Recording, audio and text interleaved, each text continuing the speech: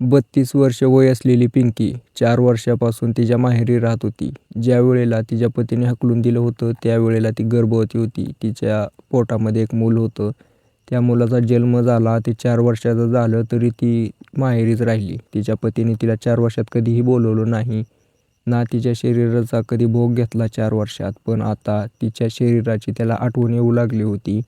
गोडी गुलाबी लावून तिला 4 वर्षानंतर सासरी आणलं. ज्यावेळेला ही सासरी आली त्यावेळेला आपण एक प्रकारे म्हणू शकतो की या दोघांची आज 4 वर्षानंतर दुसरी सुहागरात्र होती. 4 वर्ष दोघं बिना शरीर संबंध करता राहिलेले होते. त्या रात्री त्या दोघांमध्ये असं काही घडतं ज्यामुळं आज ही सोशल मीडियावरती घटना व्हायरल झाली. खूप भयानक घटना घडली मित्रांनो. पूर्ण स्टोरी सांगतो, व्हिडिओ शेवटपर्यंत बघा. तर नमस्कार मित्रांनो, या घटनेची सुरुवात 2014 पासून होते. 2014मध्ये पिंकी नावाची 22 वर्षाची तरुणी, तिचं कॉलेज वगैरे संपलं होतं. आता ती घरीच होती निवांत. शिलाई क्लास केली थोडे दिवस आणि त्याच्यानंतर तिच्या वडिलांनी विचार केला की आता पोरगी लग्नाचं वय झालं आहे, किती दिवस तर घरी बसवून ठेवणार ना, लग्न तर करावंच लागेल. शेतकरी कुटुंब होतं, मध्यमवर्गीय शेतकरी कुटुंब. त्याच्यामुळे त्यांनी लग्नासाठी एक पोरगा शोधायला चालू केला. मनामध्ये तर अपेक्षा होती की एखादा नोकरदार भेटावा, चांगला पगारीचा सरकारी नोकरीवाला असला तर एकच नंबर. पण नशीब ते शेवटी नशीब, देवाने आपल्या डोक्यावरती जी लाईन आहे त्याच्यावरती आपली सगळी कर्म, आपलं सगळं आयुष्य लिहून ठेवलेलं आहे. त्याप्रकारेच घडतं. असंच झालं. या पिंकीला एक शेतकरी कुटुंबातील पोरगा भेटला. अरुण नावाचा 25 वर्षाचा तरुण. खानदानी शेती होती, 15-20 एकर शेती, पूर्ण ऊसाच्या बागाची शेती. दरवर्षी त्यांचा 1000-1200 टन ऊस तर आरामात जायचा. त्यामुळे गावात मोठं नाव होतं. पहिला जुना वाडा, जुन्यापासनं सावकारकी असलेली हे कुटुंब. त्याच्या घरी आता सध्याला त्या अरुणचे वडील, आई आणि हा अरुण तिघंच राहायचे. अरुणच्या वडिलांनी पण विचार केला होता की पोराचं लग्न लावून द्यावं, मोठा झाला आता. त्यामुळे नात्यातलीच पोरगी भेटली ती पिंकी. पिंकी पण होकार देते. दोघांमध्ये लग्न होतं. काही दिवस गोडी गुलाबात जातात. 1 वर्ष गेलं. वर्षानंतर ही पिंकी गर्भवती राहिली.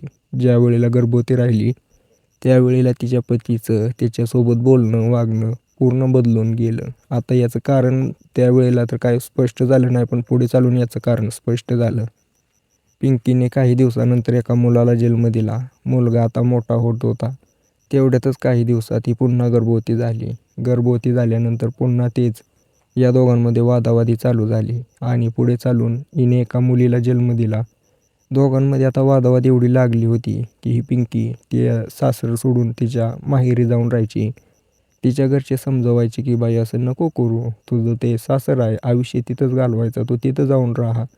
पण काय ती ऐकायला पिंकी तयारच नव्हती. तिला वाटायचं की मला एवढा त्रास होतोय की मी आता तिथे राहू शकत नाही, आईवडिलाच्या इकडे राहणार.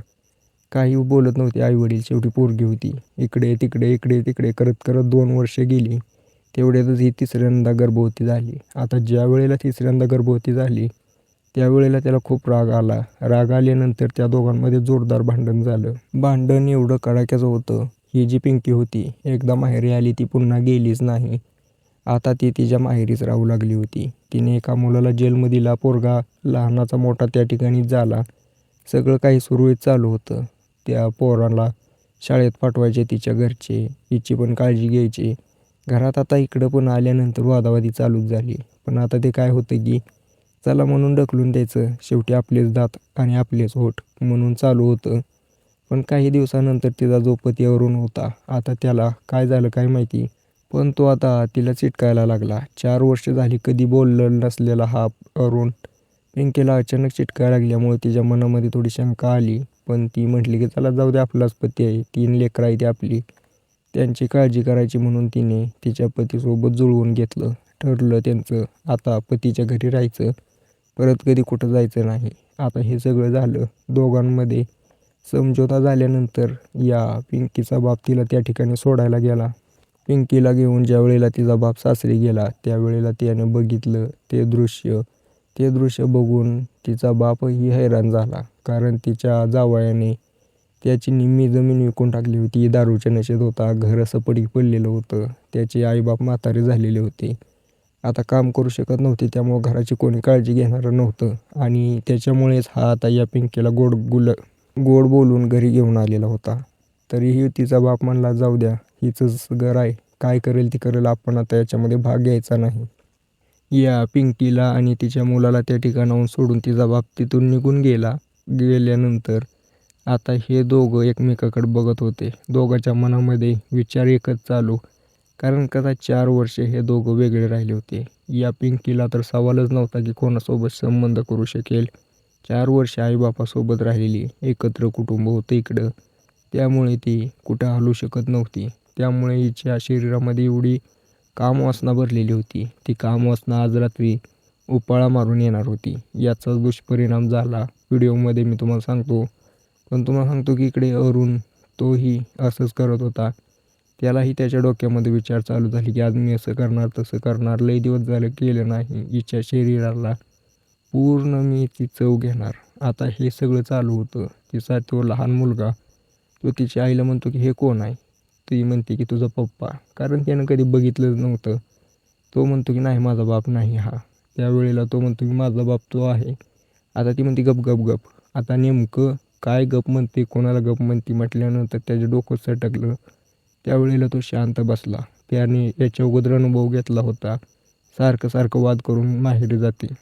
आता 5 वाजले, 6 वाजले, संध्याकाळ कधी होती त्याची वाटच बघत बसलेली ती पिंकी आणि अरुण. ज्यावेळेलाच रात्रीचे 9 वाजले, तिची 3 पोरं त्यांना झोपवून दिलं आणि आता हे दोघं मोकळेच होते. दुसऱ्या रूममध्ये गेले.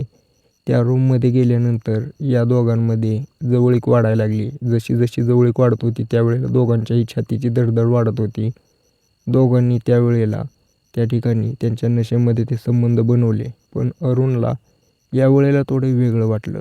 गेल्या वेळेला ज्या वेळेला सोडून गेली होती त्यावेळेला त्याची जी अनुभव होता संबंध करण्याचा, यामध्ये बदल जाणवत होता. आता त्याने हात लावून बघितला गुप्तांगाला.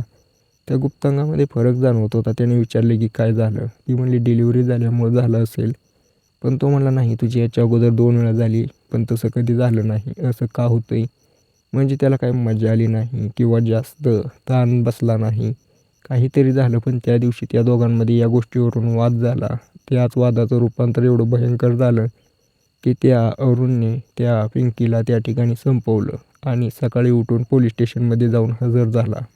पोलीस त्या ठिकाणी आले, चौकशी केली, बघितलं पिंकीचा मृतदेह पडलेला होता. पोलिसांनी लेडीज कॉन्स्टेबल बोलवून पोस्टमॉर्टमसाठी पाठवला. पोस्टमॉर्टम केलं, चेक केलं तर हो, त्या ठिकाणी याने मारहाण करूनच संपवलं होतं. ज्यावेळेला त्याच्यावरती चौकशी बसवली जाते, विचारले जाते, विचारपूस करतात की काय झालं होतं नेमकं. आता त्यावेळेला हा अरुण पूर्ण गोष्ट सांगायला लागतो.